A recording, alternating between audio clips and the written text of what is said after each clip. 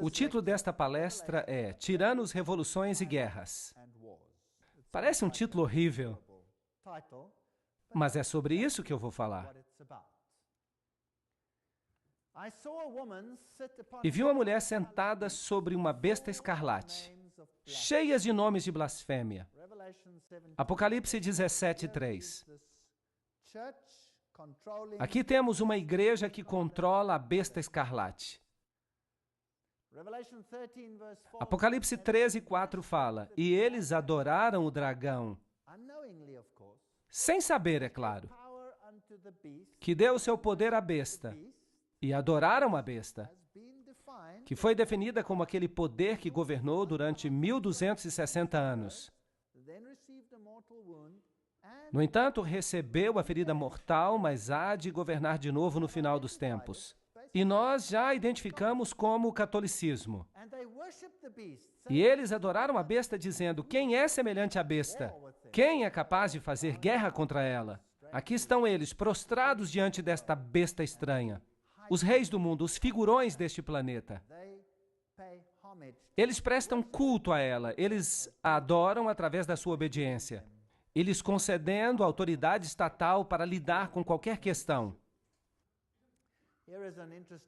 Aqui está uma citação interessante do livro Papado, Puseísmo e Jesuitismo. Qual é o objetivo dos jesuítas?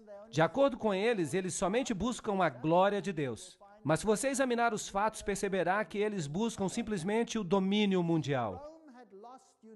Vejam que Roma perdeu o domínio universal durante a Reforma Protestante. Isso se tornou um grande problema. Um grande problema. E eles se tornaram indispensáveis para o Papa, que sem eles não poderia sequer existir, porque o catolicismo se identifica com eles.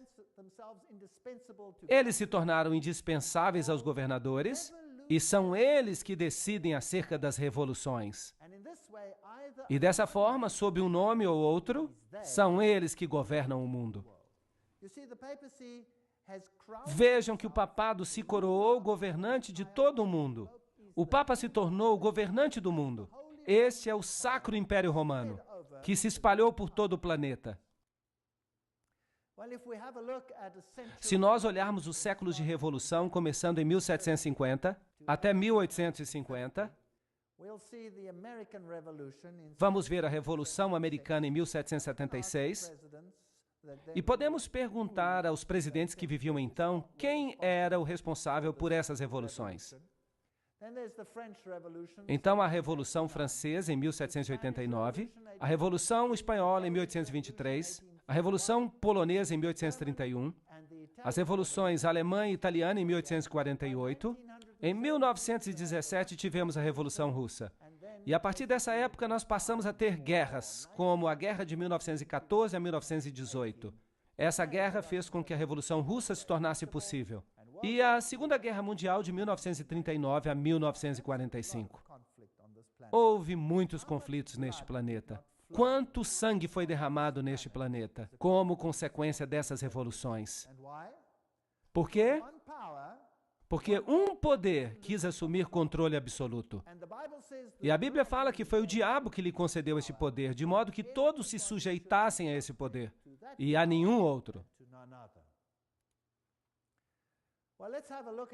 Vamos dar uma olhada nessa breve cronologia aqui. 1717, esse é um período em que houve muitas conflagrações neste planeta. A grande loja maçônica da Inglaterra foi fundada. A Inglaterra era um espinho na carne porque ela era uma nação protestante. Então, os maçons se estabeleceram ali para se infiltrar na Inglaterra. Em 1721, a primeira loja maçônica foi fundada na França. Em 1731, Benjamin Franklin foi iniciado como maçom. Em 1738, a Igreja Católica Romana condena a maçonaria. Agora, isto foi uma jogada brilhante. É isso que se chama pensamento dialético. Você cria uma organização, você se volta contra ela, os seus membros internos pertencem à organização, mas as pessoas que estão de fora, elas percebem que você se distanciou da organização e por isso nada que ela faz é culpa sua. Percebe a inteligência nisso? Mas vejam que todas as lojas maçônicas continuaram no Vaticano e todos os cardeais continuaram seus membros. deveria ser um exército protestante, sob o controle da ordem jesuíta, e nós apresentamos uma palestra inteira sobre isso. Aquela palestra sobre quem está por trás das sociedades secretas, e ela está disponível. Em 1758, Sir Francis Dashwood funda o Clube do Fogo do Inferno, e Benjamin Franklin visita a Inglaterra para discutir o futuro das colônias americanas com Dashwood. 1768 é a fundação do rito da observância estrita, ou seja, grau 33º, pelo barão von Hund, com base na tradição templária. Este é um ponto interessante. Então, Frederico da Prússia, ou Frederico o Grande, eu não sei por que eles o consideram grande, mas de todo jeito foi ele que fundou a Ordem dos Arquitetos da África. E é ele que usa o título Illuminati para descrever as suas lojas neomaçônicas. Então, esta é uma história breve, para que nós continuemos. 1770, Benjamin Franklin foi eleito grão-mestre da Loja das Nove Irmãs em Paris. Em 1771, a maçonaria do Grande Oriente foi fundada na França. Em 1776, a Ordem dos Perfectibilistas, ou Illuminati, foi fundada. É assim que eles se chamam, perfeitos. Então, a Revolução Americana começa. Então, por volta de 1776, tudo já estava preparado. Em 1778, Pedro I fundou o Círculo Secreto. Em 1785, o Congresso Grão-Maçônico supostamente planejou a Revolução Francesa. Os Illuminatis foram banidos na Bavária e se tornaram subversivos ali. Em 1789, houve a Revolução Francesa. Em 1784, houve a conspiração dos iluministas para derrubar os monarcas Habsburgs. Eles pertenciam ao Sacro Império Romano. Eles atacaram os monarcas porque a monarquia sempre se opôs ao governo jesuíta. Eles baniam os jesuítas, mas ninguém podia banir o poder da Igreja Católica Romana. Em 1816, John Adams escreveu ao presidente Jefferson: será que nós não deveríamos ter aqui um enxame regular dessas pessoas, disfarçados de forma tão perfeita como somente o rei dos ciganos conseguiria? Disfarçados de pintores, editores, escritores e diretores de escola? Se já houve um corpo de homens que merecesse a condenação eterna na terra e no inferno, é esta sociedade de Loyola. Eles não mediam palavras naquela época, uau! Bem, eles estão falando dos novos jesuítas e eu tenho uma citação para tudo do que eu falo. Muitos escritores nos advertiram dessa grande conspiração dos jesuítas, como, por exemplo, Samuel Morse, o inventor do Código Morse. Ele tentava mostrar que uma conspiração contra as liberdades da República estava agora em plena ação, sob a direção do intrépido príncipe Metternich da Áustria, que sabia que era impossível obliterar esse exemplo encrenqueiro de grande e livre nação pela força das armas, então tentou realizar o seu objetivo pela agência de um exército de jesuítas. A quantidade de fatos e argumentos que vão provar a existência dessa conspiração vai deixar perplexo qualquer homem que abrir o livro com a mesma incredulidade que nós tivemos. Vejam então que essas eram as pessoas que os presidentes criam que estavam por trás de todas essas conspirações. O próprio presidente Abraham Lincoln disse: os protestantes, tanto do norte quanto do sul, certamente se uniriam para exterminar os sacerdotes e os jesuítas. Se eles soubessem que os sacerdotes, as freiras e os monges que diariamente chegam até as nossas praias com o pretexto de pregar a sua religião, nada mais são do que emissários do Papa e de Napoleão III. Ele também era um maçom. E de outros déspotas da Europa, para prejudicar as nossas instituições, alienar o coração do nosso povo, da nossa Constituição, das nossas leis e destruir as nossas escolas e preparar um reino de anarquia, aqui, da mesma forma como fizeram na Irlanda, no México, na Espanha, e onde quer que haja pessoas que queiram ser livres. Essa é uma declaração e tanto.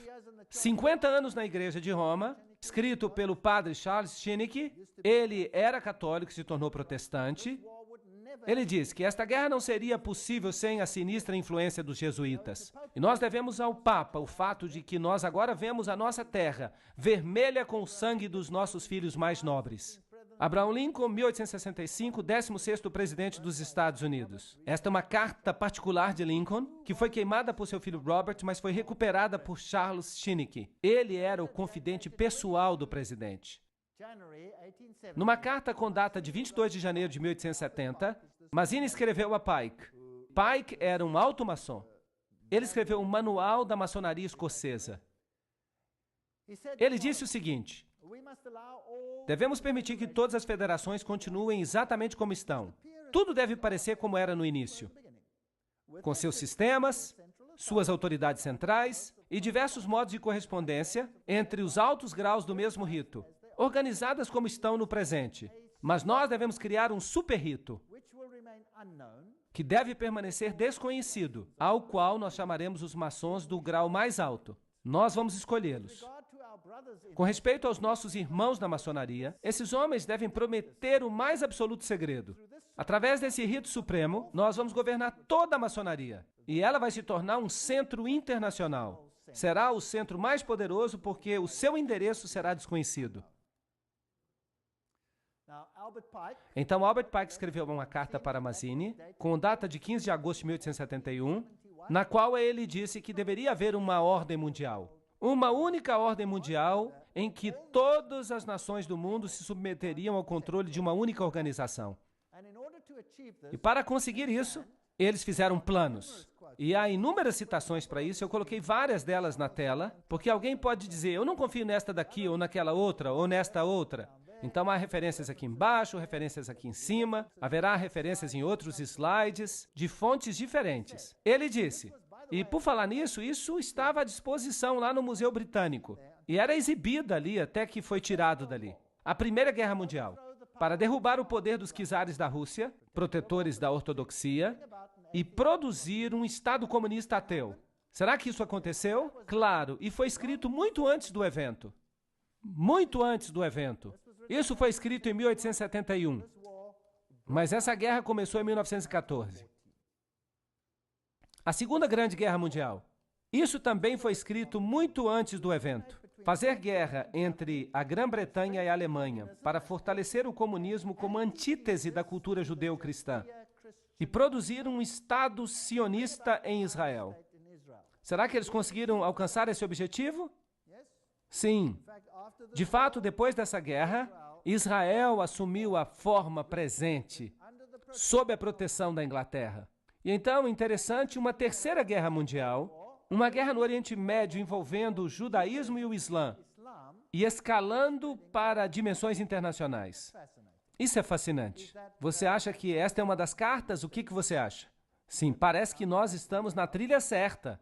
Então veja aqui uma outra citação, se alguém não quiser acreditar na primeira citação. Mazzini com Pike desenvolveram um plano para 3 guerras mundiais para que eventualmente toda a nação pudesse se dispor a entregar a sua soberania nacional a um governo mundial. A Primeira Guerra deveria terminar o regime dos czares na Rússia. A Segunda Guerra deveria permitir que a União Soviética controlasse a Europa. A Terceira Guerra Mundial deveria ocorrer no Oriente Médio entre os muçulmanos e os judeus e resultaria no Armagedon. Interessante. Agora, como eles pretendiam fazer isso? Vamos ler o que Albert Pike escreveu sobre essas guerras e como essas guerras seriam desencadeadas. Aqui está uma citação. Devemos desencadear os nihilistas e os ateus. Vejam, o destruidor e os ateístas. E provocaremos um formidável cataclisma social, que em seu horror mostrará claramente às nações o efeito do ateísmo absoluto, a origem da selvageria e o tumulto mais sangrento. Então, por toda parte, os cidadãos obrigados a se defenderem contra a minoria dos revolucionários exterminarão esses destruidores da civilização. E a massa, desiludida com o cristianismo, receberá a luz pura através da manifestação universal da pura doutrina de Lúcifer. Será a destruição do cristianismo e do ateísmo. Ambos serão conquistados e exterminados ao mesmo tempo. Que plano inteligente! Então você esfrega os dois sistemas que você criou, um contra o outro, e você criou o ateísmo como antítese contra a cultura judeu-cristã, e você faz com que haja uma colisão entre os dois, até que eles se destruam. E disso você vai obter uma nova ordem mundial e uma nova religião, que será muito mais esotérica e honrará a Satanás. Esse não é um plano muito esperto? Bem, ele tem alcançado sucesso. É por isso que em latim, ordo ab cao, a ordem que vem do caos. Esse é o lema que a maçonaria usa. Aqui está um de seus documentos, lembram-se? E eu tirei essa foto numa loja maçônica.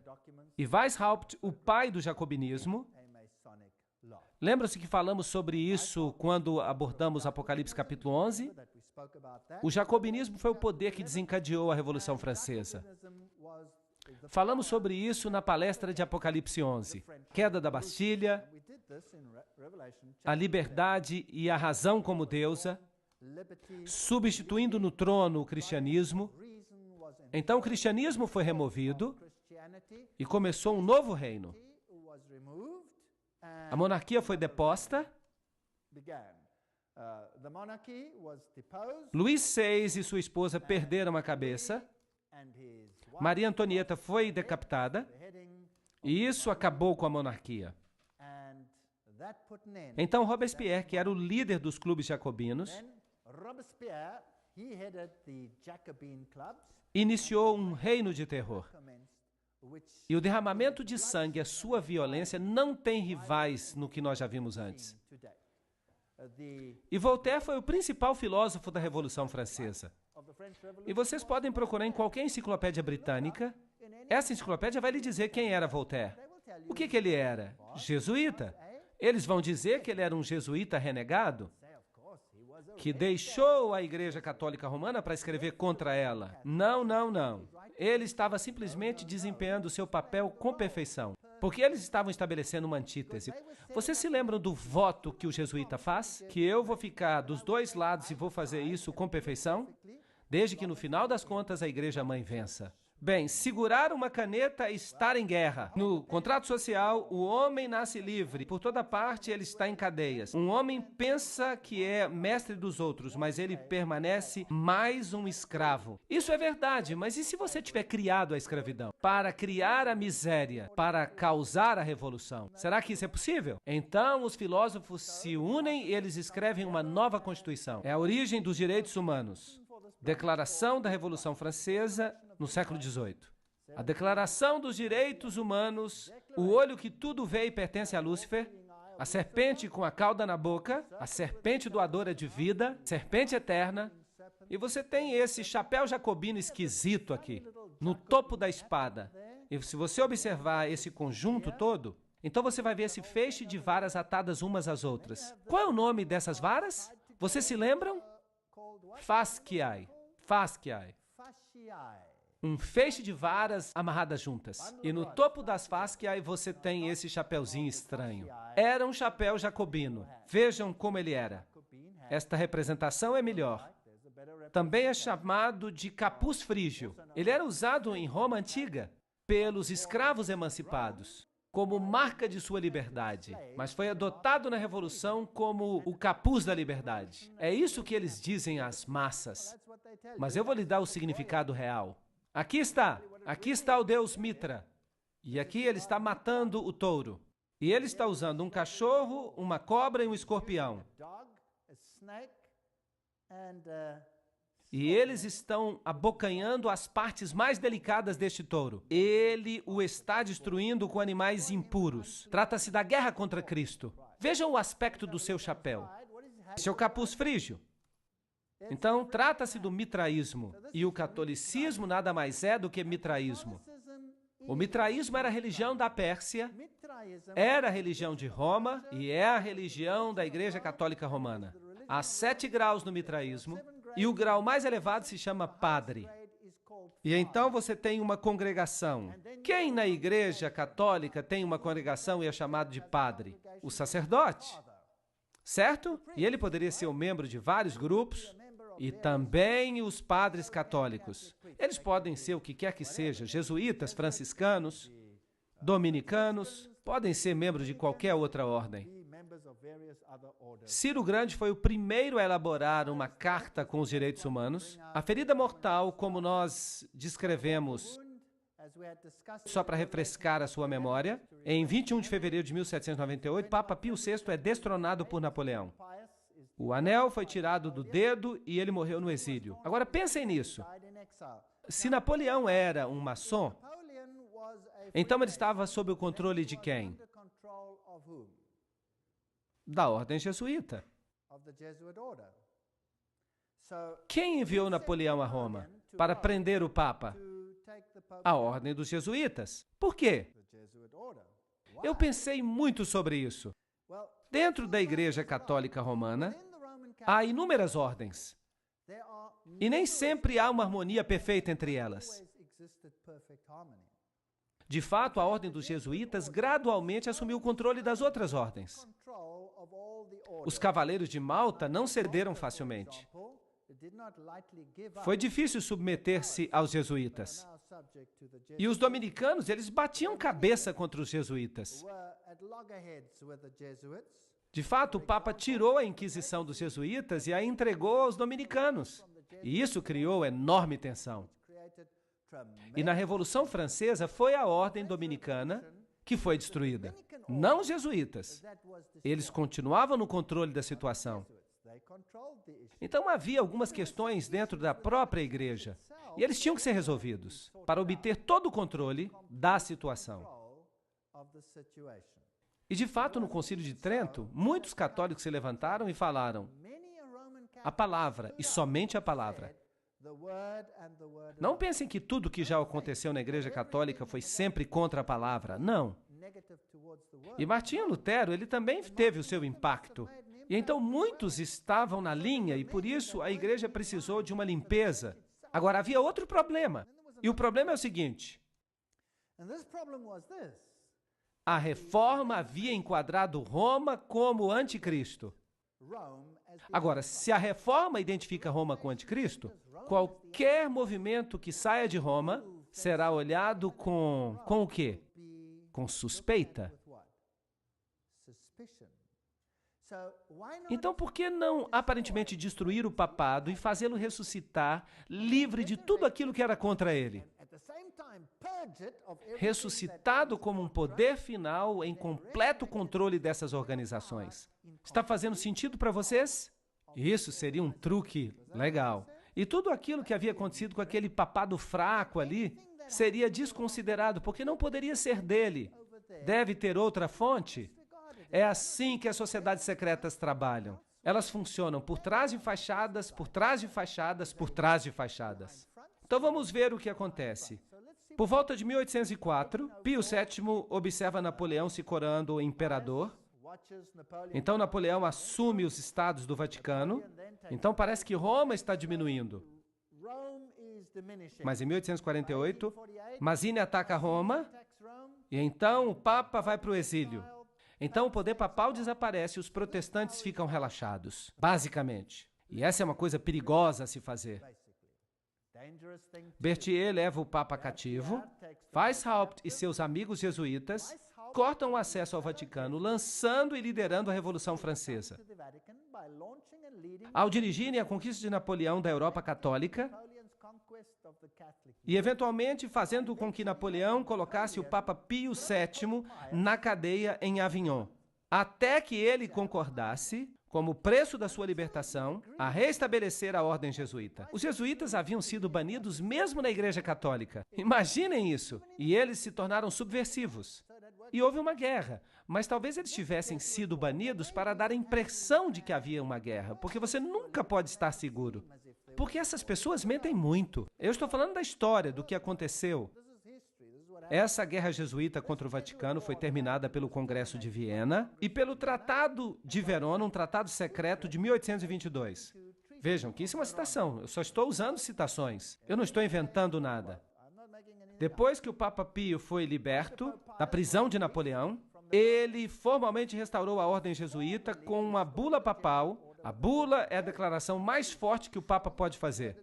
Em 1814, e o Papa acrescentou, nessa bula, se qualquer pessoa tentar de novo abolir a Sociedade de Jesus, ele incorrerá na indignação do Deus Altíssimo e dos santos apóstolos Pedro e Paulo.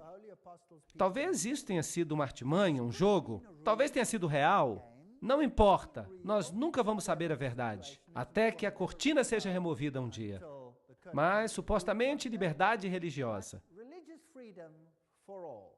E os revolucionários foram para as ruas. E eles fizeram o que achavam que deviam fazer. Aqui está José Bonaparte. 1768, 1866, se tornou rei da Espanha e ele se tornou um grão-mestre da maçonaria na França. Vejam que aqui você tem todas as conexões maçônicas e isso aqui foi tirado de um livro maçom. São todas fontes maçônicas. E Napoleão era ele mesmo um alto maçom. Estava agora travando guerra em toda a Europa, estava exterminando as monarquias, e então ele entrou em guerra contra a Inglaterra. Agora, quem é que estava no controle da Inglaterra nesse momento? Os maçons. Então nós tivemos a Batalha de Waterloo. E aqui estão os generais. Os generais que lutaram dos dois lados. Michel Ney e von Kraut. Estes estavam do lado de Napoleão. Este era um alto maçom, este era um alto maçom e Napoleão era maçom. Do outro lado, o general Blücher. E quem sabe falar alemão vão se lembrar de um provérbio alemão que significa que o general Blücher foi aquele que deu mais trabalho para Napoleão. Ele era um alto maçom. G. von Scharnhorst também era maçom. Eram todos maçons. E essa guerra, será que ela era de fato uma guerra? Ou era uma guerra de mentirinha? E quem foram aqueles que orquestraram a Primeira Guerra Mundial? Kaiser Guilherme I, o que ele está usando? Ele está usando o avental de maçom. Ele era um maçom, era isso que ele era. E aqui está o Kaiser Frederico o Grande. Vocês estão vendo que ele também está vestido como maçom? E você pode encontrar essas figuras nos livros de maçonaria. Eles se orgulham de que esses reis todos eram maçons. Então, todas essas guerras foram planejadas por maçons. E quem é que governava os maçons? Os jesuítas? Vamos agora dar uma olhada nos Estados Unidos. Aqui está o Capitólio, esse grande prédio. Aqui está a pedra fundamental do prédio, construído maçonicamente em 17 de setembro de 1932. Porque naquela época, os Estados Unidos já eram governados por maçons. Claro que o povo comum não sabe disso, as instituições continuam as mesmas, mas estão sendo infiltradas. Se você observar a arquitetura, a águia, o simbolismo, o que você tem aqui é a adoração ao sol. Este é o mapa da cidade de Washington. Este é um simbolismo maçônico. Você tem aqui um bode de cabeça para baixo no mapa da cidade. Aqui você tem o compasso. E tudo funciona em blocos de 13. Por exemplo, o templo maçônico fica na rua 13. Todo o mapa da cidade de Washington é organizado de forma maçônica, dedicado a Lúcifer. Claro que os habitantes não sabem disso.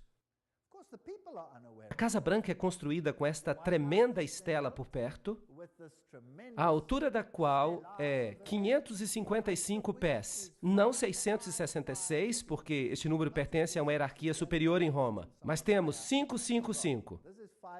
Não é interessante que Hollywood também usa o número 555? Vocês já notaram que quando eles estão mostrando um programa de televisão, o número telefônico disponível é sempre 555, blá, blá, blá, blá e outra coisa? O número é o número de Hollywood. O nome Hollywood significa a madeira que é usada para fazer o bastão de uma bruxa. É um número dedicado a Lúcifer, um número de bruxaria. Mas isso não nos interessa agora. Aqui está a estela. Quem construiu os alicerces da cidade?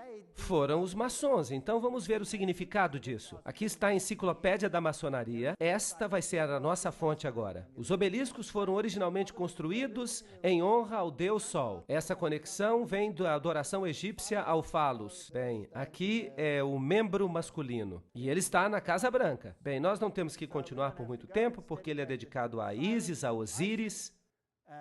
Bem, aqui está a estrutura. Agora, a estrutura militar é um pentágono, que é o centro mais alto do pentagrama, no qual 13 bruxas ficariam, de modo que elas consigam propagar uma maldição. Então, esta também é uma estrutura com tons de bruxaria. Bem, é apenas um edifício, mas tem algumas conotações. Bem, também a França, que tem uma nova filosofia, uma ordem para o novo mundo, e ela enviou aos Estados Unidos um presente, a Estátua da Liberdade. Então vamos perguntar à Unesco o que ela significa. A Unesco diz, os 7 raios de sol que emanam do halo de Mitra, aqui está o deus Mitra, simbolizam o seu triunfo sobre as forças das trevas.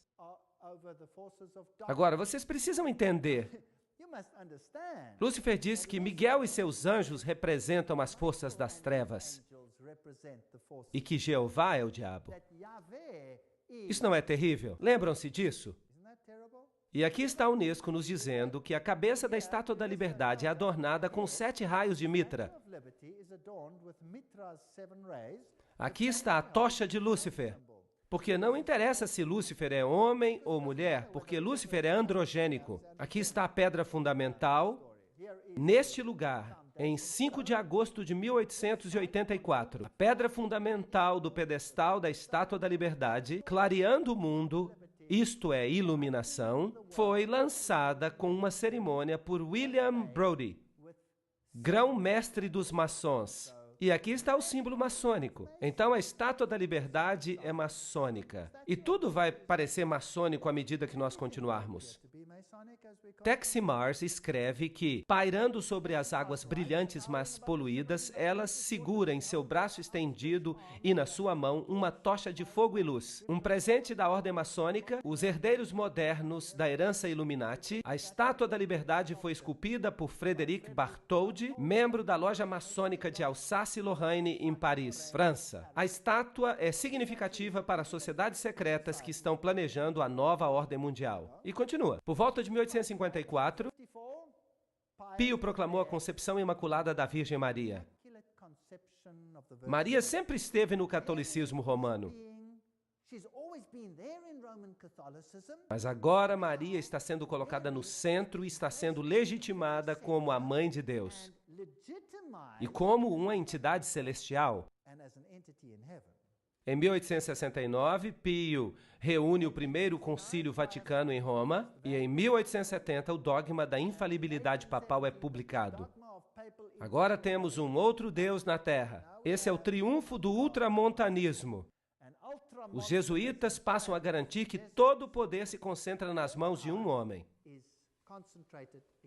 O que acontece então? Em 1917, a Revolução Russa. E você tem então uma mensagem de Fátima. Há uma ligação com o Islã aqui. Na próxima palestra vamos falar exatamente disso. A Rússia se converterá. O Santo Padre consagrará a Rússia a mim. Então houve uma visão do inferno. E então há uma visão de que o presente Papa sofrerá um ataque na tentativa de assassiná-lo. E aquilo aconteceu. Bem, não é difícil, se você planejou tudo desde o início, dizer o que vai acontecer. Percebem? Não é muito difícil. Vamos então ver agora os paralelos entre a Revolução Francesa dos Jesuítas e a russa. Eles funcionam assim. As duas revoluções se basearam nos escritos comunistas dos maçons, Voltaire e Marx. Os jesuítas aperfeiçoaram o comunismo em seus sítios no Paraguai. Eles testaram no Paraguai se funcionaria ou não. Eles o aperfeiçoaram lá. As duas revoluções saquearam as igrejas estatais, as duas revoluções terminaram com a monarquia. Em ambos casos, as dinastias Bourbon e Romanov haviam expulso os jesuítas. Eles foram embora nos dois casos, e eles não queriam arriscar de novo. As duas revoluções produziram repúblicas apenas na forma, mas tinham monarquias absolutistas no poder. Eram controladas pelas pessoas que estavam no poder. As duas revoluções declararam o ateísmo como a religião do Estado. As duas revoluções realizaram um reino de terror com uma polícia secreta de inquisição. E, imagine, foi mesmo um reino de terror. Milhões morreram. Stalin é pessoalmente responsável pela morte de milhões de pessoas. As duas revoluções resultaram em ditadores militares responsáveis pela eliminação dos que discordavam. O mesmo padrão, se funcionou uma vez, por que não usá-lo de novo? As lições aprendidas nessas repúblicas platônicas, lá no Paraguai, elas forneceram a base para o Manifesto Comunista de Marx, pela qual toda a nação da Terra seria diminuída a uma redução guarani, assim destruindo a classe média branca protestante, à medida que restaurasse o feudalismo comunal da Idade Escura de César e do Papa. Isso é uma citação. É uma declaração forte, mas ela resume tudo. Então, Karl Marx, em 1844, escreveu o Manifesto Comunista. Foi neste momento que ele o escreveu. E ele foi publicado em 1848. Em 1928, um concílio papal na Alemanha influenciou o Partido Católico de Centro, tornando-o de direita, e ajudou a promover Hitler ao poder. Agora, quem é Adolf Hitler? Em 1929, Pio dissolve o Partido Católico. Ele já tinha feito o seu trabalho e as pessoas já estavam prontas para votar. E no mesmo ano ele se coroa como soberano do mundo. Que arrogância! Agora o Papa se tornou o soberano do mundo. No mesmo ano, ele assina alguns documentos. Agora, um governante precisa ter um país e ele então recebe de volta o seu pequeno estado, o menor estado do mundo. E agora, de novo, o papado volta a ser uma entidade política. Ele tinha estado morto, ele não era naquela época uma entidade política, e é por isso que a besta recebeu uma ferida mortal. E agora ele retoma o seu poder. E agora, de novo, ele volta a ser uma besta. A sua ferida foi curada. Está certo? É por isso que o jornal São Francisco Chronicle, quase citando a Bíblia, diz: ao assinarem esse documento, a ferida foi curada. Agora estamos prontos para a guerra. 1934. Na Iugoslávia, uma organização chamada Ustashi é fundada e ela é uma organização terrível. Seus membros acabam assassinando o rei Alexandre da Iugoslávia. Agora, os Ustashi são uma organização militar com aspectos nazistas e eles praticamente mataram os sérvios. Eles matavam todo mundo que era ortodoxo, forçando-os a se tornarem católicos ou a morrerem. Tinham que escolher um dos dois. Mas ninguém fala nada sobre essa matança que ocorreu aqui nessa época. Em 1941, a Croácia se declara independente. E a matança começa. Este é o homem que é agora Papa, o cardeal, o secretário de Estado Eugênio Pacelli. Aqui está a sua família, todos com conexões maçônicas. E eles também têm o Banco de Roma à sua disposição. E eles têm o dinheiro de Rothschild. E Rothschild tem conexões maçônicas. E aqui está Pio XII após a sua eleição. O seu claustro tem o número simbólico 13. É um número muito importante na maçonaria. E produziram para ele um selo com um triângulo maçônico. E aqui está ele com o símbolo maçônico, assim como Alexandre disse que tinha. E algo mais. A partir desse momento, o Papa passa a usar o éfode. Uma pequena placa que era usada também pelos sacerdotes de Israel. Agora vamos fazer uma pergunta a Albert Mackey, um maçom do 33º grau, para explicar para nós o que isso significa. E ele diz: o sumo sacerdote da loja maçom do Arco Real de 1859 a 1865, nos Estados Unidos, declara na sua obra padrão, aqui está ele, é ele que declara, que o sumo sacerdote da loja maçônica do Arco Real oficialmente usa o éfode. Então, quem é o sumo sacerdote da maçonaria? Ali está ele, o Papa. Bem, Pacelli visitou os Estados Unidos e conversou com este homem, o presidente F.D. Roosevelt. Notem que esta aqui é a foto de uma loja maçônica que talvez nunca devesse ter sido mostrada ao mundo, e talvez eles estejam zangados porque ela se tornou conhecida. Mas ela mostra Roosevelt em sua roupa maçônica. E aí está ele com o seu capuz na cabeça. Aqui está recebendo um aperto de mão maçônico. Percebem como o aperto de mão maçônico é? E numa próxima palestra eu vou falar sobre o que tudo isso simboliza. Por que eles estão usando esses capuz? E ele nomeia Myron Taylor como emissário especial ao Vaticano. Vamos olhar agora uma lista dos líderes políticos da maçonaria nos Estados Unidos. Eu só vou fazer citação de fontes diferentes, de páginas da internet. Vocês podem verificar isso, só para mostrar quem está no controle atualmente. Nós vamos passar rapidamente por esses nomes, mostrando os graus nos quais se encontram. Bill Clinton, 33º grau. Newt Gingrich, 33º grau. Bob Dole, 33. Jack Kemp, 33. Storm Thurmond, 33. Colin Powell, 33. Jesse Helms, 33. Barry Goldwater, 33. Al Gore, maçom, talvez grau 33. Aqui está outro James Monroe, Andrew Johnson, James Garfield, McKinley, Roosevelt, é claro, William Taft, Franklin Roosevelt, Harding, Lyndon Johnson, Gerald Ford, Ronald Reagan, George Bush, todos eles, Yitzhak Rabin, Yasser Arafat, Príncipe Philip, Duque de Kent e muitos outros. Aqui está outra fonte. Saddam Hussein, isso é interessante.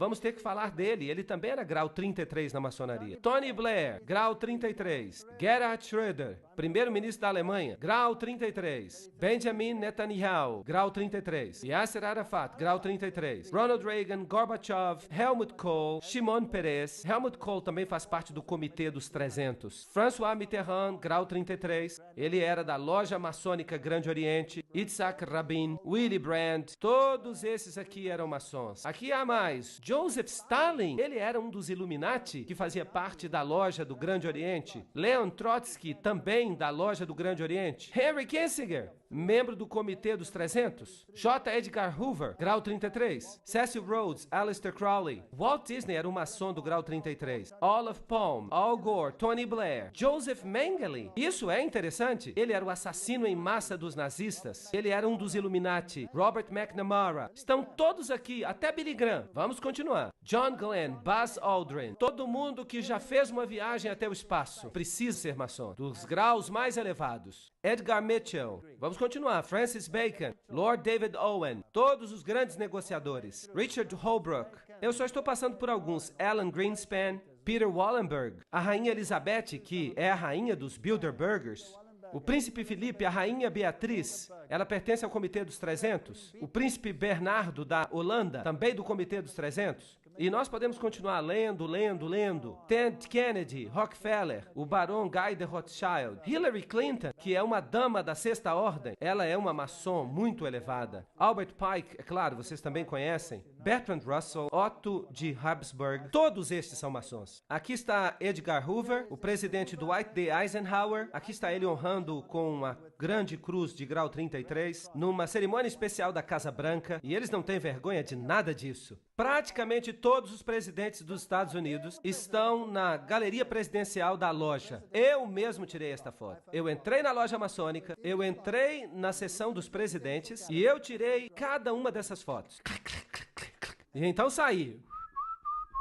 Eu não fiz isso. De qualquer forma, eles estão todos ali. São todos maçons. Se você olhar o dólar americano, coisas muito interessantes aconteceram na época de Roosevelt. Há este símbolo no dólar, há aquele outro símbolo no dólar. Nós não temos tempo para explicar tudo. Aqui está a frase, em Deus confiamos, o número 1. Se você observar este símbolo aqui, está escrito, assim começa a nova ordem dos séculos. Agora, se você intercalar o hexagrama, então você vai ter ASNOM, que é um anagrama da palavra maçom. Se você olhar do outro lado, você vai perceber alguns objetos e então se aponta para... E então está escrito ARLTO, abreviatura de Arlington. Há muitas coisas sobre as quais eu poderia falar, muitas coisas interessantes. Se você observar o número 1, se você observar essa pequena meia-lua, há uma estrutura aqui. Será que você consegue ver? É um microponto. Você tem que olhar com uma lupa e você vai perceber uma pequena coruja na lua. E ao redor nós temos uma teia de aranha. Há muito simbolismo aqui. Agora, se você observar as moedas antigas, vai perceber que as antigas divindades eram associadas à coruja. E quando nós fizemos uma visita àquele bosque na Boêmia, o que eles adoravam lá? A grande coruja da Boêmia. E vocês viram os presidentes dos Estados Unidos curvados diante da coruja da Boêmia. Foi muito assustador. Agora, observem esse símbolo. Aqui está o olho que tudo vê, pertencente a Lúcifer. Ele ainda não está integrado à base do triângulo. Quando ele for integrado, Lúcifer terá o seu reino. Aqui está. Assim começa a nova ordem dos séculos. A nova ordem das épocas. E há 13 níveis aqui. Na base encontra-se a data da independência dos Estados Unidos, que é também a mesma data da fundação dos Illuminati. Você tem a teia de aranha, símbolo da nova era. Você tem aqui uma faixa, um laço, que pertence a Lúcifer.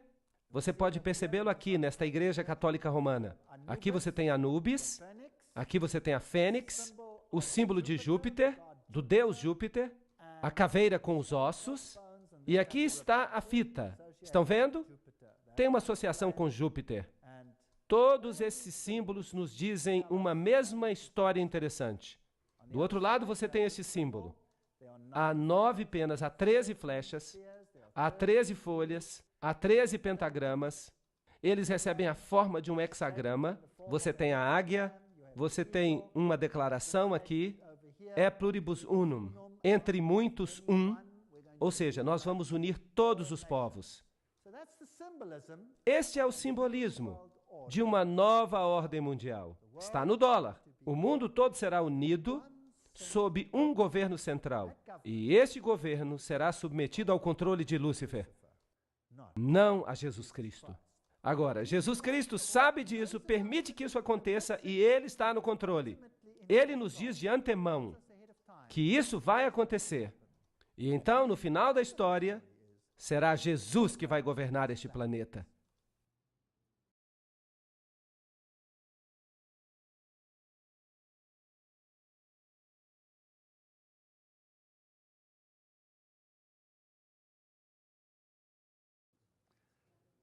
Na sessão anterior, estávamos vendo o simbolismo na nota de dólar.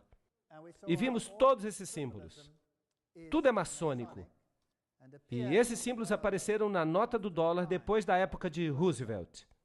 Apocalipse 13:11. E eu vi outra besta vindo da terra, e ela tinha 2 chifres como de um cordeiro, e ela falava como um dragão. Vamos tratar desta profecia em detalhes, em uma outra palestra. E ela exercita toda a autoridade da primeira besta, e nós vamos descobrir que se trata do catolicismo romano, e faz com que a terra e seus habitantes adorem a primeira besta, cuja ferida mortal foi curada.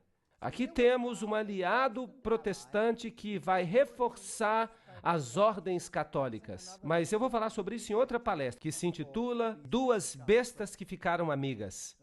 Até a arquitetura é interessante. Aqui está a Basílica de São Pedro, aqui está o prédio do Capitólio. A arquitetura é idêntica. Claro que o prédio foi planejado, o prédio americano, pelos maçons. E quem é que controla os maçons? A ordem dos jesuítas. Agora vamos observar um pouco o simbolismo aqui.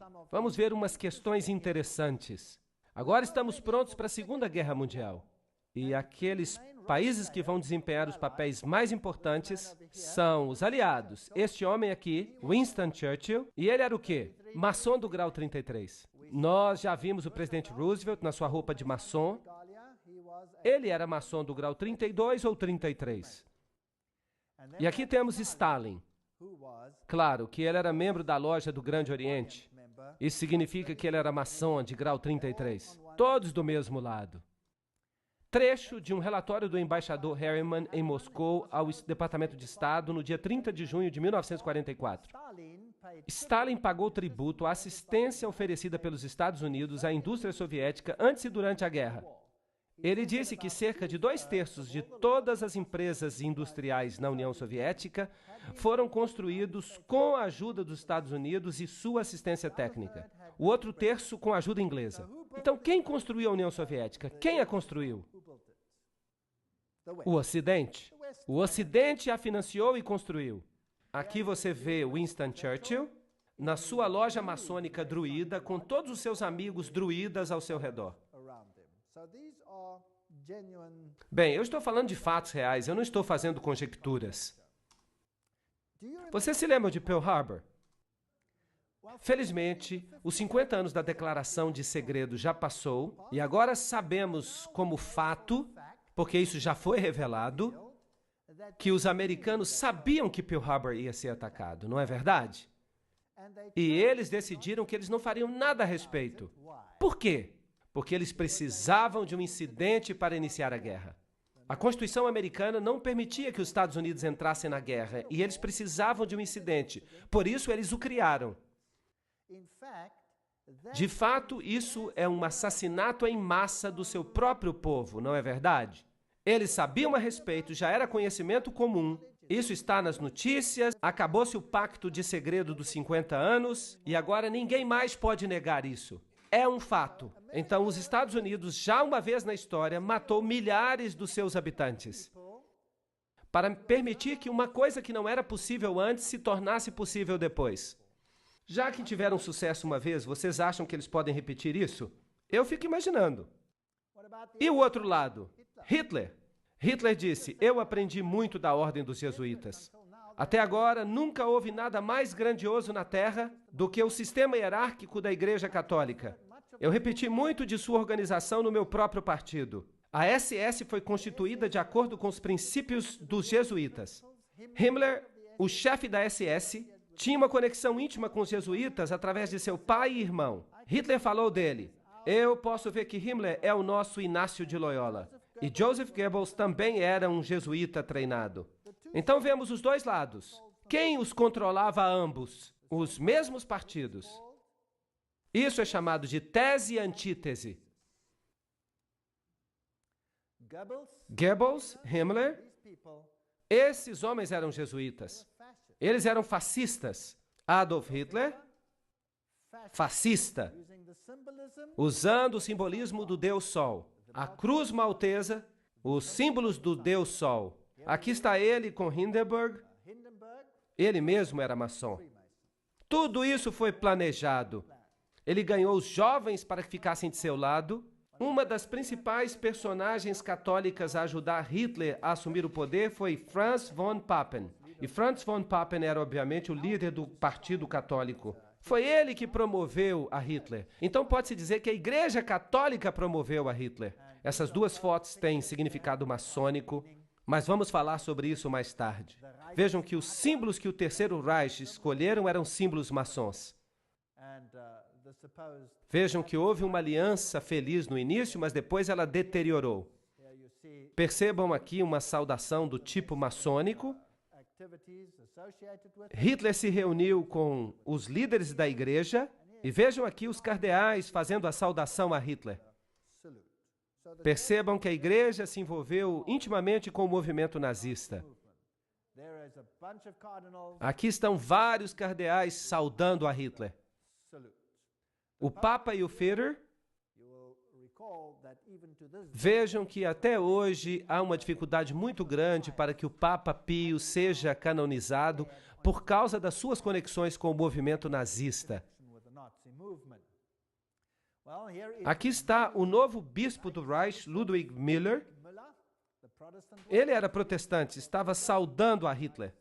Ele está apertando a mão com Hitler. Vejam que o bispo protestante anterior já não mais existia, porque Hitler o havia executado.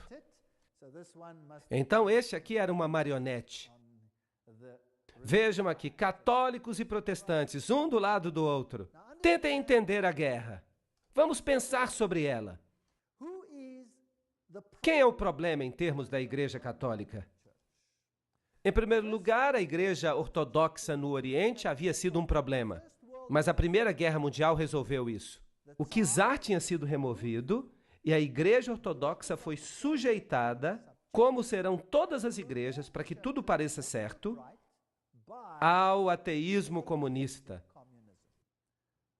Mas os líderes do comunismo eram todos católicos. De fato, eu já viajei a muitos desses países e os mais velhos me disseram daquelas pessoas: agora nós entendemos. Porque os líderes do regime comunista, porque todos eles frequentavam a Igreja Católica. Se eles eram ateus, por que eles eram católicos tão bons? Esse exército poderoso é então construído, a Alemanha é dividida. O norte da Alemanha, e particularmente o lado oriental da Alemanha, é todo protestante. São luteranos, e todos eles são céticos em relação ao papado. Mas o sul da Alemanha é todo católico. Nos países ortodoxos, como toda a União Soviética, você tem a igreja ortodoxa controlando a mente das pessoas. Agora, desde que o comunismo assumiu, isso foi reduzido, foi sujeitado. A igreja ortodoxa foi sujeitada ao Estado. Então vem uma guerra tremenda. E os símbolos levados aqui são os símbolos de Lúcifer. São também usados na teosofia. Você pode vê-los aqui. Aqui está a suástica.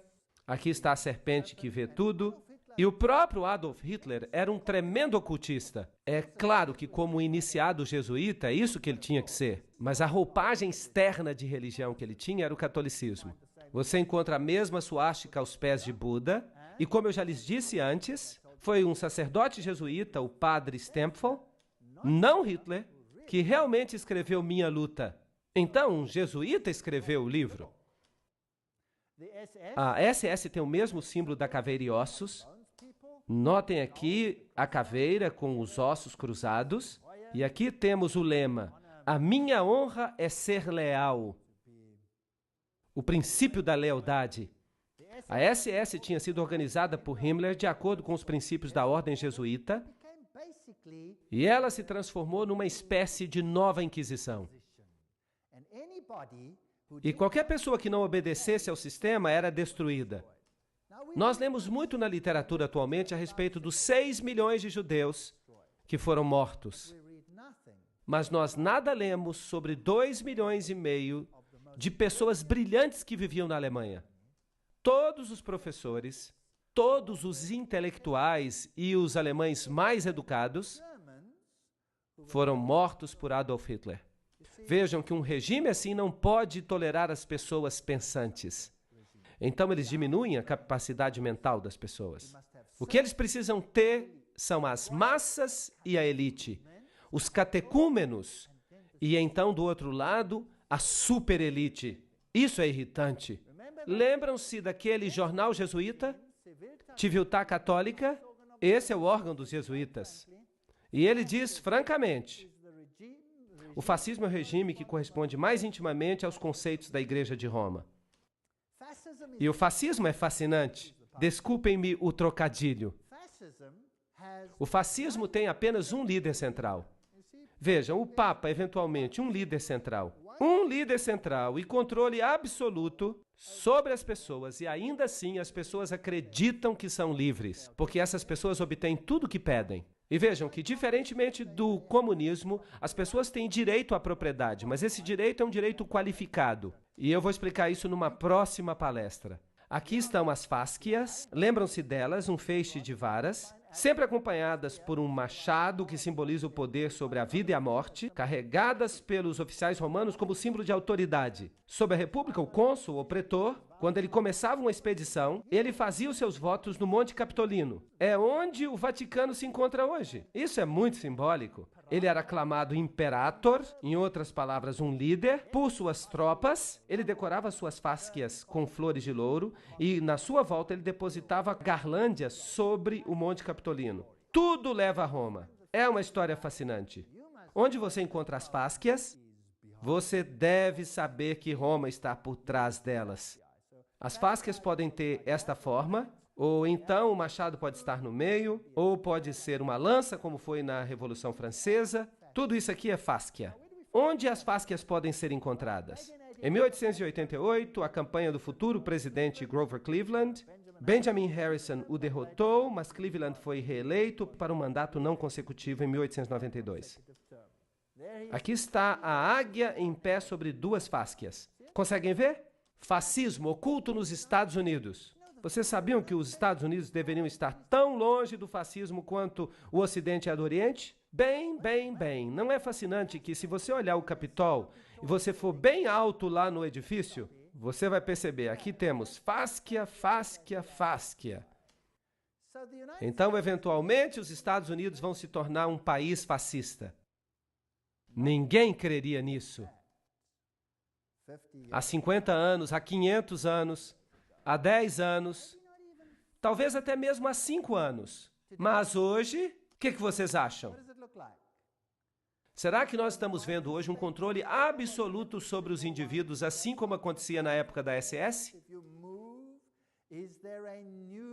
Será que uma nova lei vai aparecer para proteger as pessoas em relação ao Estado? Sim ou não? Vocês já ouviram falar da lei dos patriotas? Muitas leis interessantes vão aparecer. Que tipo de governo é esse? Interessante? Aí está. Vocês sabiam que a fáscia por trás do pódio da Assembleia Legislativa em Washington, D.C.? Nós temos uma espécie de machado de ouro. Sim, o machado das fáscias. Parece que eles sempre souberam isso. Só estão esperando uma oportunidade. Aqui temos moedas romanas antigas com as fáscias. Aqui estão as fáscias atrás de uma moeda de 10 centavos. nos Estados Unidos, com a chama ali. Fásquias também no dólar americano. Aqui temos a insígnia da Guarda Nacional, ela tem fásquias, há fásquias na Estátua da Liberdade. Vamos ler o que Anthony Sutton, lembram-se desse homem? Ele escreveu sobre caveiras e ossos e ele foi educado nas universidades de Londres. Ele era um pesquisador da instituição Hoover, era um homem importante. Vamos ver o que ele tem a dizer. Como a ordem cria guerra e revolução. Nós falamos sobre caveira e ossos. Eles são os Illuminati e eles são os jesuítas. Eles trabalham por trás dos bastidores. A história operacional da ordem só pode ser compreendida dentro do panorama do processo dialético hegeliano. Hegel foi o homem importante que disse que sempre precisamos criar dois opostos, a tese e a antítese.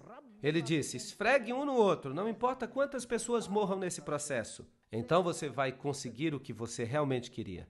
Desse axioma se segue que o conflito controlado pode criar uma história predeterminada. Por exemplo, quando a Comissão Trilateral discute a administração de conflito, nós já lemos esta citação antes, então vamos pulá-la.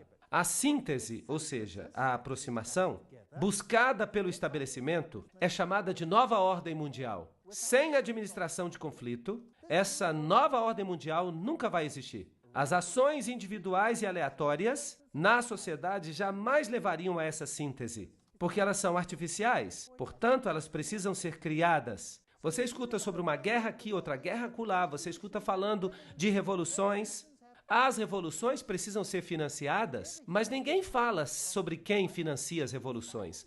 Quem é que financia as revoluções? Quem as administra? Então você tem os nazistas contra a União Soviética, você tem a Coreia do Norte, o Vietnã do Norte, um monte de gente contra os Estados Unidos, e esses conflitos, eles produziram lucros e empurraram o mundo cada vez mais perto para um único governo mundial. E não é lógico que seja isso que Satanás queira. Ele quer um governo único mundial. Na filosofia de Hegel, o conflito da direita política e a esquerda política, ou tese e antítese nas expressões de Hegel, é essencial para avançar o movimento da história e produzir a própria mudança histórica. Vocês já notaram que todas as nações do mundo têm um partido de direita e um partido de esquerda? Já ouviram falar disso? E no seu país também há, senão não haveria razão para nós votarmos. Há sempre dois. Agora vamos dar uma olhada como isso funciona. O presidente Woodrow Wilson fez esta declaração. É um presidente falando.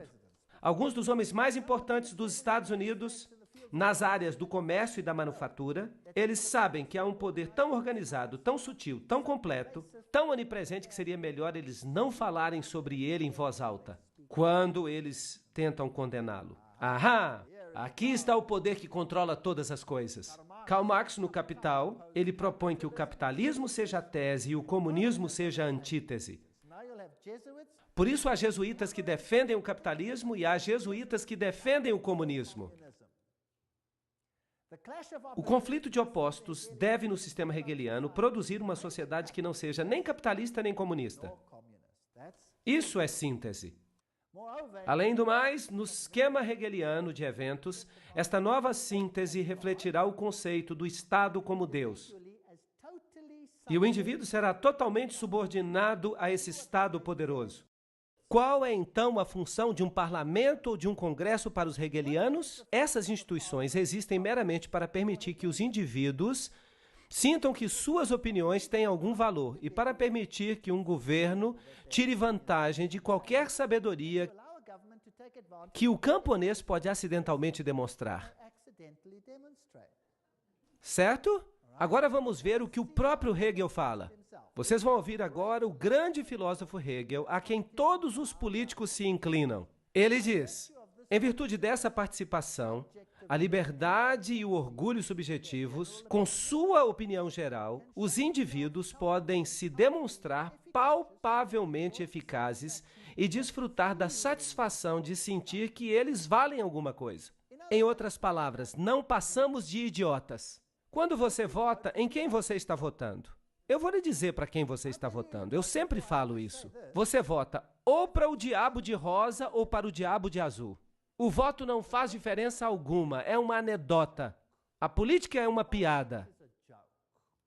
A guerra, o conflito organizado das nações para os hegelianos, é apenas o resultado visível do conflito entre ideias. Na opinião de John Dewey, o mais querido hegeliano do sistema educacional moderno, diz: a guerra é o mais eficiente pregador da vaidade de todos os interesses meramente finitos. Ela coloca um fim àquele egoísmo peculiar ao indivíduo, pelo qual ele alega que a sua vida e a sua propriedade pertencem a ele ou à sua família. Entenderam isso?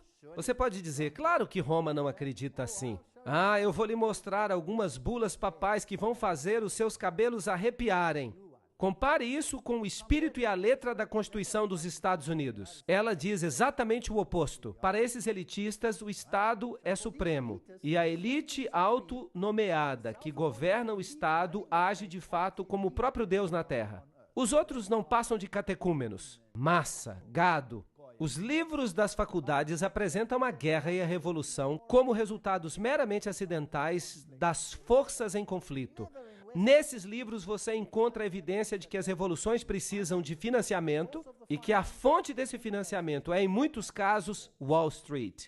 Os veículos operacionais para a criação de conflitos. A chave da história moderna está nos seguintes fatos. Os elitistas estão intimamente associados aos marxistas e nazistas. Eles participam dos dois lados, porque o que eles criaram não passa de um jogo. Neste memorando, nós apresentaremos o conceito de que a história mundial, certamente desde 1917, reflete deliberadamente o conflito criado com o objetivo de causar uma síntese, uma nova ordem mundial. Vamos ver como funciona. Aqui está a ordem. A tese é a Rússia marxista. A Segunda Guerra Mundial acontece.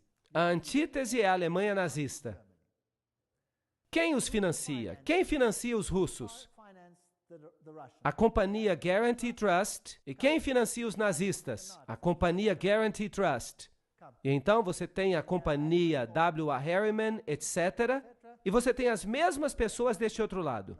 As mesmas pessoas financiam os dois lados. E então você tem a Revolução Bolchevique em 1917. E então em 1933 Hitler sobe ao poder. Há um conflito entre os dois, há muito lucro. E então, o resultado depois da Segunda Guerra Mundial, as Nações Unidas são criadas como primeiro passo para a nova ordem mundial. O financiamento é para os dois lados. Em 1948, a corrida armamentista. Em 1950, Maria passa a receber peregrinações. Em 1950, Francis Matthews diz que é necessária a guerra nuclear com a Rússia e começa a disputa entre os dois. Vejam quantas pessoas foram mortas por Stalin. Entre as 1.766.188 vítimas até o início de 1922, cifras obtidas dos documentos soviéticos, cerca de 5.000 eram sacerdotes, professores, freiras, etc., da Igreja grega. Mas logo a perseguição se estendeu aos milhões de luteranos, reformados, batistas, metodistas e especialmente os cristãos menonitas. A circulação da Bíblia não foi apenas proibida, mas passível de exílio. Foi isso que Stalin fez. Stalin matou milhões. Nós ouvimos de 6 milhões de judeus, mas é melhor pensarmos em termos de 30, 40, 50 milhões de pessoas quando falamos de Stalin, o maior assassino em massa que este mundo já conheceu. Foster Dulles, presidente Kennedy. Qual é a história aqui? Aqui está Kennedy, e ele é casado com esta jovem Jacqueline. E eles começaram a dirigir os Estados Unidos em direção a um tremendo conflito. Todos os presidentes têm jogado esse jogo. Eventualmente, esse presidente morre. E este aqui assume. Lyndon Johnson. Querem saber algo interessante? Um presidente tem que fazer um juramento à Bíblia para que ele possa assumir o cargo. Vocês sabiam que Lyndon Johnson se recusou a fazer o juramento pela Bíblia? Lyndon Johnson fez o juramento com a juíza Sarah T. Hughes. Logo após o assassinato, a juíza trouxe uma pequena Bíblia para que fosse feito o juramento. Mas esta foi substituída por um missal romano, um livro de missas, que estava no avião. Então ele se recusa a jurar pela Bíblia, ele jura pelo missal católico. Isso não diz algo, não é interessante? Eu acho isso muito interessante. Então por que esse presidente teve que morrer? Ele era católico, afinal das contas. Será que é possível que nem todo católico seja tão facilmente enganado? Aqui está o desfile das motocicletas passando. Aqui está a senhora Kennedy ajudando os agentes.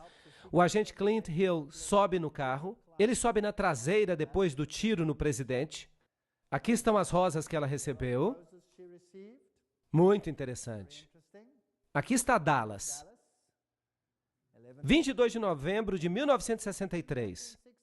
John Fitzgerald Kennedy, 35º presidente dos Estados Unidos, visitou Dallas. Isso é interessante. Vejam o número 11 ali em cima. Aqui está o edifício. Aqui está o edifício de onde ele saiu. Ele foi aparentemente assassinado daquela janela. É isso que dizem. Aqui está uma visão mais ampla. Aqui está a placa. E eles escreveram ali o que aconteceu. Em 22 de novembro de 1963, esse edifício ficou notoriamente conhecido quando Lee Harvey Oswald, e alguém teve o trabalho de sublinhar isso, supostamente, atirou no presidente John Kennedy e o matou. A maioria das pessoas não crê que Lee Harvey Oswald assassinou o presidente. O carro do presidente veio por esta rua. Esta árvore ainda não existia. E o tiro saiu daquela janela lá em cima. E o assassinato aconteceu mais ou menos no lugar onde eu estou em pé para tirar esta foto. Note que quando o carro veio aqui, ele estava deste lado da estrada. E imaginem centenas de pessoas em pé de cada lado da rua. E aqui há uma pequena elevação e você pode avançar um pouco mais nela. Você vai chegar até uma cerca. E se você olhar dessa cerca, você vai ver a rua aqui. E aparentemente, quando os tiros foram disparados, cerca de 100 pessoas, inclusive a polícia, eles não correram na direção do edifício, eles correram para essa elevação na direção da cerca. Então, por que eles correram para frente do presidente e não para trás do presidente? Aparentemente, se diz que Lee Harvey Oswald deu o tiro por trás e ele foi o único a dar tiros. Ele deu um tiro por trás e o atingiu aqui. Seria um tiro maravilhoso, por falar nisso. Só há um problema. A cabeça do presidente não foi para frente, ela foi para trás. E ele então o atingiu na garganta. E havia uma pequena entrada na frente e uma saída enorme por trás. E eu pergunto, o tiro chegou pela frente ou por trás? Pela frente? Não apenas isso. Houve tiros também de outros lugares. E eles se intercalaram de modo que todos eles atingiram o presidente.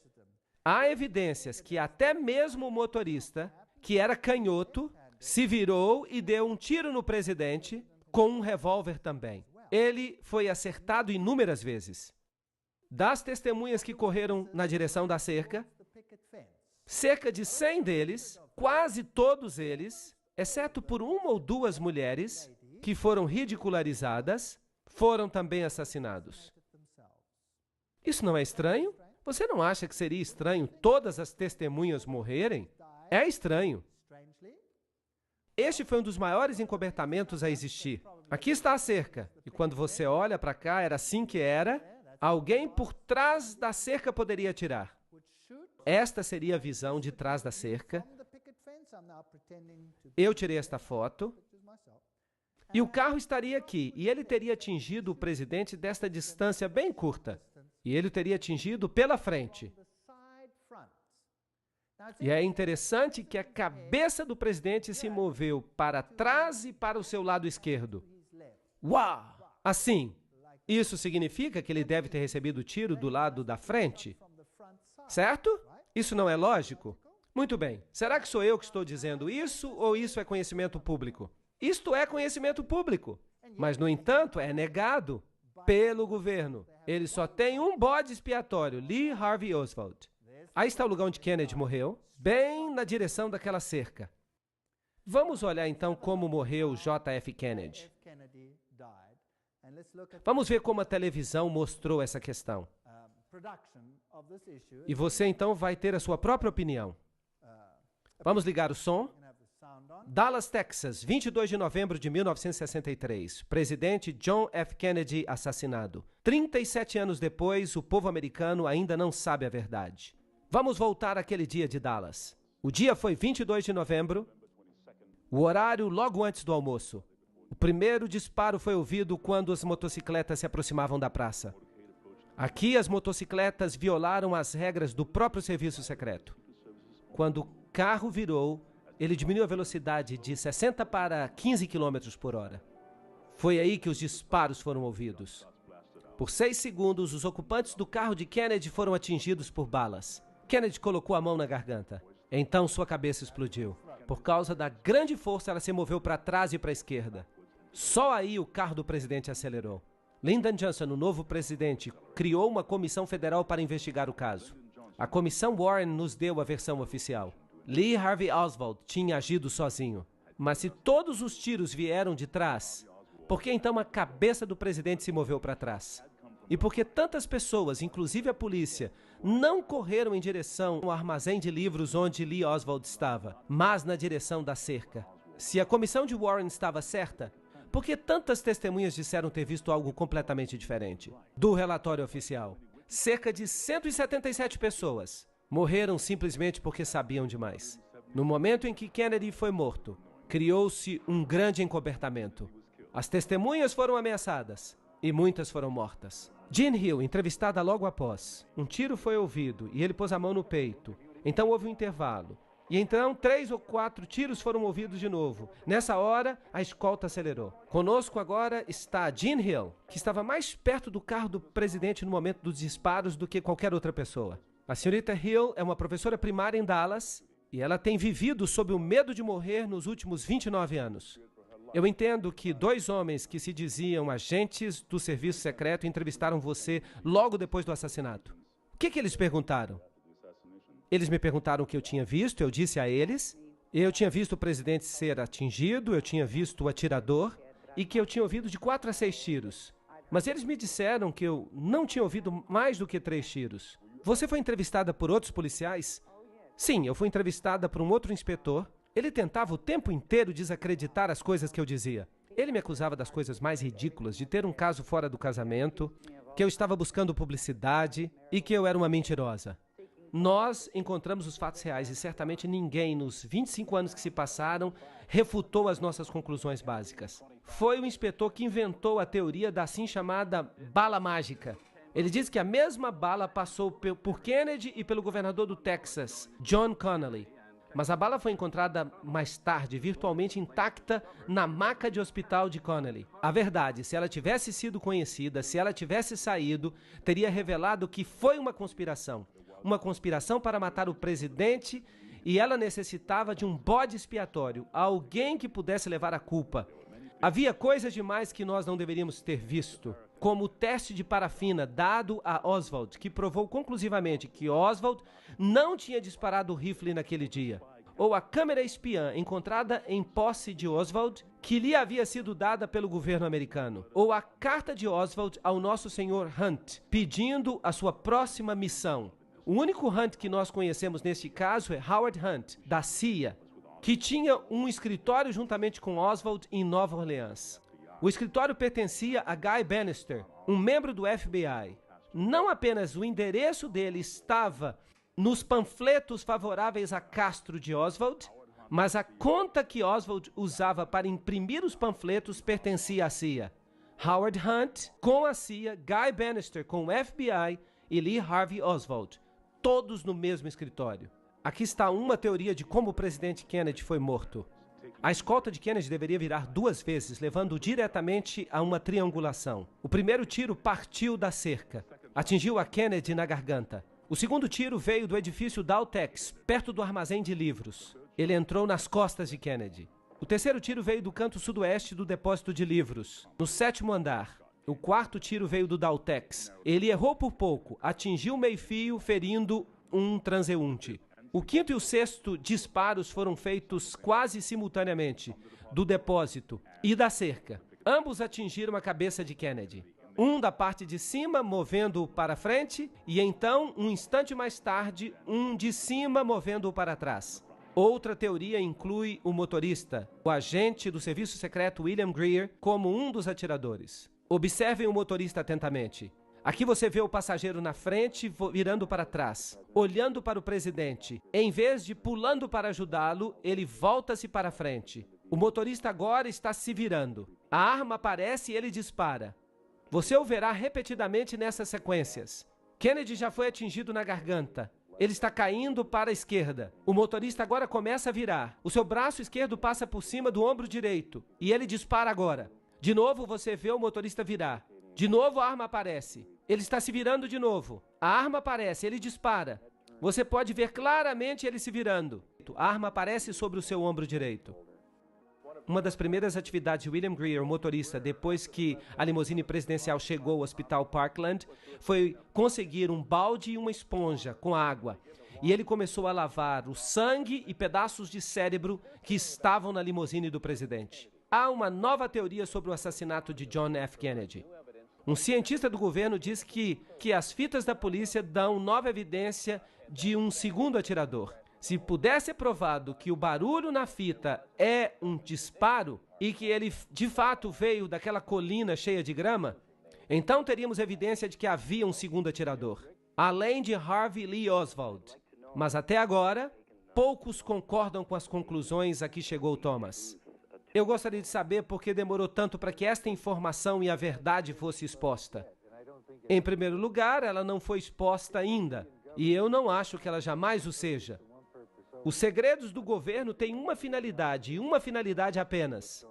Não é impedir que os inimigos saibam o que está acontecendo, mas é impedir que o povo americano saiba o que está acontecendo. E toda evidência que existe, ou pode ter existido, que implicaria o governo no assassinato de Kennedy, pode-se ter certeza que essa evidência foi agora destruída. Então, mesmo que mostremos tudo agora, as chances de resolver o assassinato de Kennedy e atribuir a culpa a um partido suspeito é quase impossível. Por que alguém mataria um presidente dos Estados Unidos tão popular? Kennedy estava alterando o status quo. Ele sabia que ele não podia mais confiar na CIA. Ele estava transferindo as operações secretas diretamente para os chefes de Estado. Logo depois disso, ele despediu Alan Dulles, que tinha sido diretor da CIA desde 1953. Kennedy continuava a fazer inimigos, embora evitasse confrontações. Ele até ordenou que as tropas americanas saíssem do Vietnã. Bem, vocês perceberam o motorista se virando, se vocês conseguiram. É difícil de ver. Você viu a cabeça virando para cima. Você deve ter visto tudo isso. O livro Assassinos do Vaticano diz que depois do fracasso da invasão da Baía dos Porcos, o presidente Kennedy mudou. Por causa da traição do Conselho de Jesuítas com respeito às relações estrangeiras na pessoa de McGeorge Bundy, ele procurou quebrar a CIA em milhares de pedaços. Agora, a CIA é o serviço secreto. Para que quebrar isso? Então ele exigiu a volta da moeda americana até o padrão de ouro. Isso era um grande problema. Isso pararia o tesouro americano. E uma outra coisa que ele disse, eu vou separar a igreja do Estado. Eu acho que isso foi um grande engano. Um engano aos olhos dos jesuítas. Lembrem-se que Loyola disse, finalmente vamos ganhar uma engenhosa ascendência sobre princesas, nobres e os magistrados de todos os lugares, para que eles estejam dispostos a nosso comando de sacrificarem até mesmo suas relações mais íntimas, seus amigos mais próximos, quando dissermos que é para o nosso interesse e vantagem. Isso é fascinante. Nós sabemos que Jacqueline Kennedy cresceu num convento jesuíta. Mas vamos deixar assim. Um dos principais escritores dos discursos de Nixon durante 3 anos inteiros foi o padre jesuíta, reverendo John McLaughlin. Ele escrevia os discursos de Nixon por um salário de $32 mil por ano. Era muito dinheiro naquela época. E aqui está o próximo presidente, Gerald Ford. Era um maçom de grau 33. Eu tirei esta foto eu mesmo numa loja maçônica. E ele assina dizendo que é um maçom de grau 33. Essa gente não é quem ela diz que é. Quando nós olhamos para ele, e nós olhamos esses apertos de mão e a aliança santa entre o papado e os Estados Unidos da América, e por falar nisto, esta foto é muito importante. E Reagan nomeou este homem para ser um representante no Vaticano. Em 1987, o Papa João Paulo II visita os Estados Unidos e o presidente Reagan se encontra com ele e diz, quando falardes, ouviremos. Não há nenhuma separação entre igreja e Estado aqui, pois de todo o nosso coração nós desejamos tornar esta terra melhor ainda. E o Papa respondeu, eu venho como amigo, amigo da América e de todos os americanos, católicos, ortodoxos, judeus, todos os homens de boa fé. Isso é interessante. Vejam aqui os dois juntos, de novo, esta é uma foto maçônica. mas não vamos falar em detalhes. Esta também é outra foto maçônica, mas não vamos entrar nos detalhes. Como é que eles planejavam as viagens deles? Vamos perguntar a eles. Aqui está Ronald Reagan, planejando a sua visita ao presidente da Rússia. Gorbachev propôs uma reunião em Reykjavik, na Islândia. Washington concordou. Os astrólogos escolheram a data e o tempo da partida e às 9h45 de 9 de outubro, Reagan viajou para Reykjavik. Uau, ele está agora agindo como Nabucodonosor. Vamos chamar os astrólogos para que eles nos digam quando esta reunião deve ocorrer. Vocês sabem? O 11 é uma data muito importante. Os presidentes morrem nela, os edifícios caem nela. O meu Papa é João Paulo II. Confirmo para vós, como Papa do meu segredo, o Papa sobre quem eu falo às crianças durante as aparições, o Papa do meu amor e da minha tristeza. É isso que Maria aparentemente disse às crianças, lá em Fátima. Este é o Papa do meu segredo. Significa que Maria havia predito que haveria uma tentativa de assassiná-lo. E os canais modernos, através do Padre Golbi, dizem que este é o Papa da promessa.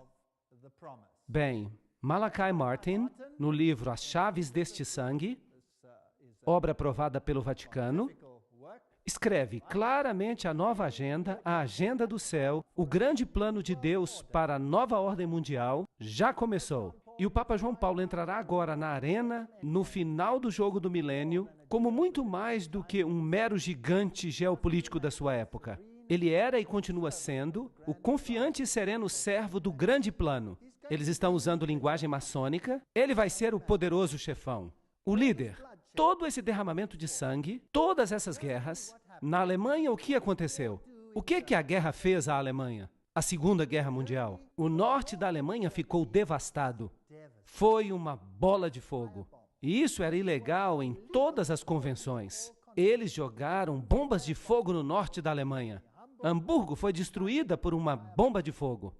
Agora, as bombas de fogo não destroem apenas alvos militares. O que elas destroem? Elas queimam as pessoas vivas. Elas foram jogadas para destruir as pessoas. E então, na Alemanha Oriental, todo o conclave protestante foi separado e entregue à Rússia Soviética por 2 gerações. E foram obrigados a seguir o ateísmo. Hoje não há mais protestantes lá. O protestantismo foi destruído, a Igreja Ortodoxa foi subjugada, todos ficaram sujeitos a Roma. Milhões de sérvios morreram. Milhões. Houve uma matança nesses últimos séculos, como o mundo jamais viu antes. Por quê? Para obter total controle do mundo. Vejam o que Gerard Newkirk diz. Nas últimas 2 décadas, especialmente durante a administração de Reagan e os últimos 2 anos com George W., os Estados Unidos estão se parecendo menos com a democracia e mais como uma criatura fascista altamente evoluída. Isso não é interessante? Eu não estou dizendo nada, eu só estou lendo. Esvaziados das idiosincrasias e dos defeitos de seus progenitores, os que praticavam isso. Esta forma de fascismo tem uma máquina de propaganda que é indubitavelmente a mais eficiente que o mundo já viu. Nós estamos num período de tempo interessante. E aqui nós vemos o George com o Papa, e aqui vemos o primeiro-ministro da Inglaterra com o Papa. Todos esses milhares de pontos de luz, eles são maçons do grau 33. Eles são membros das caveiras e ossos. São Illuminati. É um maçom de grau 33. Com o Papa. Vamos ver agora esta fotografia. Aqui está o presidente George W. Bush com o Papa, debaixo da fotografia de Inácio Loyola. Quem vai ser o grande líder espiritual da nova ordem mundial? Preste atenção nesta foto. O Papa sentado no altar de Corazim. Isso ocorreu quando ele visitou Jerusalém, Israel, recentemente. No fundo, nós vemos Cristo, com um livro aberto onde está escrito: amai os vossos inimigos, virei em breve. O que mais você vê? No trono, uma cruz de cabeça para baixo. Ali está o Papa de novo com uma cruz de cabeça para baixo. símbolo da vitória de Lúcifer sobre Cristo. A situação é uma situação triste. Nós olhamos os ensinamentos do iluminismo, nós observamos os ensinamentos da ordem maçônica, das sociedades secretas, e nós vimos que Lúcifer é o Deus deles. São eles que dizem isso. E então, o que devemos fazer? Sair dela, povo meu, para que não participeis de seus pecados. Eu creio que nós estamos no limiar da história. Eu acredito que os eventos finais estão se desdobrando. E eu creio que nós não precisamos ter medo, porque Deus disse que Ele lhes daria a oportunidade para que eles se revelassem. A apostasia final contra Deus vai terminar na maior vitória que o universo já testemunhou. E logo, o reino da glória começará. Bem, se você pensa que nós estamos falando de um futuro distante, eu tenho uma notícia para você. Está às portas. Jesus está voltando. Obrigado.